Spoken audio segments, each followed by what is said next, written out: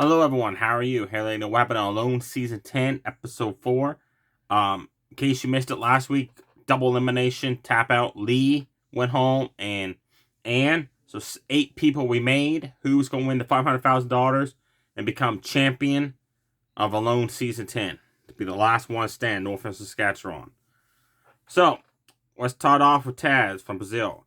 19 days in, he has caught a couple squirrels, a couple grouse, couple fish. That's about it. There's no big game where he's at. There's no moose, no bear sighting. He checked his gill net, caught a nice sized brook trout. Went back to camp, cooked up the fish head, ate that, and then he preserved the rest of the fish meat inside of his smoker he has built, which is kind of like a triangle shaped frame. He has built, and he's hanging like the pieces of meat in it from snare wire. And he smokes it up, has a little fire going in it, which preserves the meat, keeps it good. He didn't know it was a mink nearby. The next day, he went out hunting and caught a squirrel as he was checking his traps.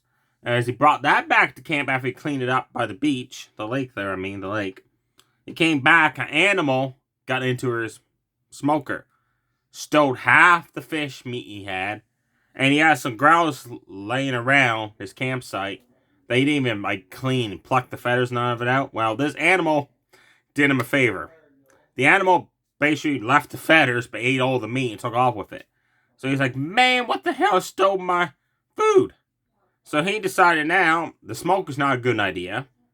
So he decided now he's going to build a box and build it between 2 trees, and he made a ladder to climb up, and he's storing the rest of the meat inside that box up in the tree. So he's got a ladder he made to climb up to get at it. He made it so the birds can't get at it. And to prevent any animals from climbing up it, he stripped the tree basically naked with the birch and all that on it. He just stripped it right clean. He said that prevents animals from climbing up the tree to get at the food. He went on day 22, he went to check his gill net, and there was a windstorm the night before. His gill net's gone, folks. It's gone. The wind blew it away. He searched for it the best he could in the water, but it's gone. He said it could be way over halfway across that lake. It could be over there. It could be over here. He said, but he has not enough material left to make out a gill net, so now he doesn't know what to do there. Then showed the journey up to Manline. She decided her shelter's done. Nothing fancy, but it's going to do the job. So she decided when snow's going to hit soon, that she wants to get some wood, pile up some wood. So she built a woodshed. But she says she doesn't want to bend down, get down, pick up the pieces of wood. So she built it midway up to her height level between 4 trees. That's pretty cool. So now it's basically she could just reach in and pull out the pieces of wood instead of bending down to get them. She tried her luck fishing again, and she finally caught a fish, but then the line broke. So she didn't give up. So she said, I'm going to try something different. She took a piece from her, I gotta say, this pair of pink underwear she showed was sexy underwear. So she took a strip of that, they made that like a fishing lure kind of trap thing, and it worked. She caught a nice big ass pike.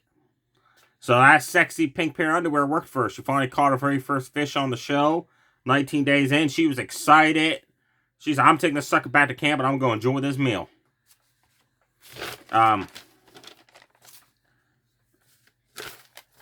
Wyatt. He, up to 22 days with him. He's finished his shelter. All nice. Padded in, windproofed. He's got moss, spruce on it. He's got logs stacked on top of each other, so it's secured very good from the wind. He checked his gill net. He's been catching fish almost every day. And also where he's at, he said there's no moose sign, there's no fresh beer sign. So he's got to rely on fishing. And he's catching fish every day in the gill net or with the homemade fishing rod he has. Where he caught 2 nice back-to-back fish. Those things were this size. But it was getting late.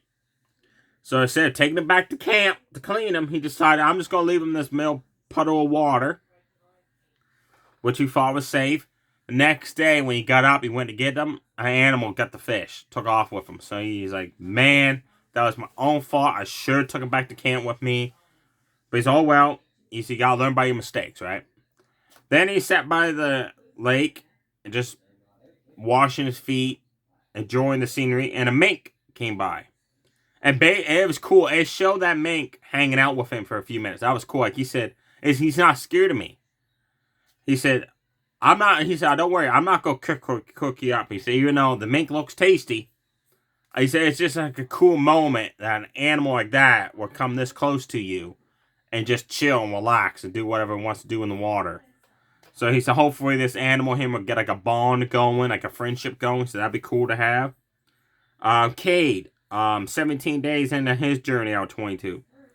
He was out looking for anything to eat. He found some berries, ate those up. Then he came across some fresh bear shit. And he got excited.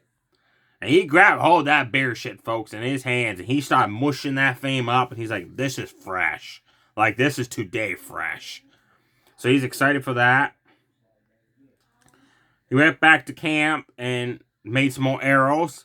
But this time he, after he stripped the pieces of wood, he cooked it, like hung the piece of wood over the campfire. Apparently the heat and all that makes it so the wood won't break, snap so easily. Then he found some old rusted up soda cans along his journey. So he knew some of that to make the arrow tips. So that was pretty interesting. Now, Luke from Hawaii. He's got his shelter almost done. Roof is covered up with moss. Yeah, he's caught 17 fish so far being there. So he's doing pretty good at catching fish. Now, he cooked.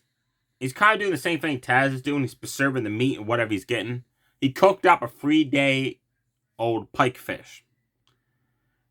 And that following night, he felt sick to his stomach. And the next day, he was nonstop diarrhea and puking nonstop because he ate a fish that was 3 days old. He realized that's what made him sick. So, he said, I can't stop shitting and puking all day. So he actually went to tap out because he got sick. But before he tapped out, he saw a bear. And he's like, holy shit. So he got his bow and arrow ready. He fired twice at the bear and missed. Then he realized it's a good thing he did miss because he didn't notice at first, but there was bear cubs around. And in northern Saskatchewan, it's illegal to kill a mama bear if it has cubs. So he said, I could have gotten in trouble. I could have got arrested, getting fined and all that. He tapped out, folks, on day 20. Luca's done because he got sick off eating that 3-day-old pike fish. But he said it's a good thing I didn't kill that bear because he said I could have got arrested, fined, and gotten a lot of shit. So he tapped out, folks. So now we're down to 7. Jody, on day 22, she tapped out. She spent 19 days building that massive log cabin. And she finally realized, after so many days in, she needs food. She can't just constantly work on the log cabin. So she was eating berries, cooking up pieces of spruce bark, like she called it a spruce bark soup, boiling up water, drinking it, and stuff like that. She never once went out hunting for a grouse or squirrel or even went fishing. And she tapped out because she got homesick. And she realized also on day 22 when she tapped out that she should have went after some big game hunting, like squirrel, rabbit, grouse, fish, even try to get a moose or something. But she said, no, I just relied on building my log cabin. And I just focused on eating berries and spruce bark and stuff like that. And she basically got homesick and she tapped out, folks. So there you go. Another week of double elimination tap out. We have 6 people left. Wyatt, Cade, Taz, Alan, Madeline, and Mikey. Who's going to win alone season 10? Is next week episode going to be utter double tap out elimination week? Is 2 more people going to go home already? Will anybody go home next week on episode 5? Stay tuned, folks. Stay safe, everybody. Too sweet. Bye.